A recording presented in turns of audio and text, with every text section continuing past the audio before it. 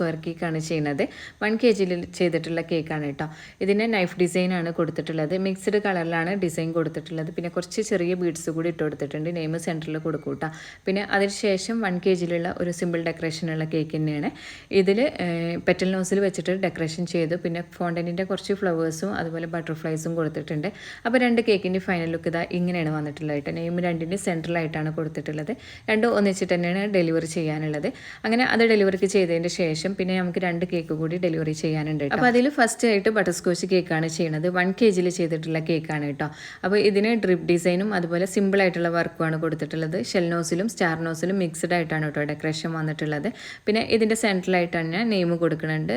ഒരു അന്നത്തെ ദിവസം ഫുള്ളായിട്ട് നമുക്ക് സിമ്പിൾ വർക്കാണ് കേട്ടോ വന്നിട്ടുള്ളത്. പിന്നെ അതിൻ്റെ ഡെക്കറേഷൻ കംപ്ലീറ്റ് ആയതിനു ശേഷം പിന്നെ ഒരു 1 kg ഒരു ഫോട്ടോ പ്രിൻറ്റ് കേക്കാണ് കേട്ടോ വന്നിട്ടുള്ളത്. CR7 ഫോട്ടോ പ്രിൻ്റാണ് വന്നിട്ടുള്ളത്. കുറച്ച് ഫോണ്ടൻറ്റിൻ്റെ ബോൾസ്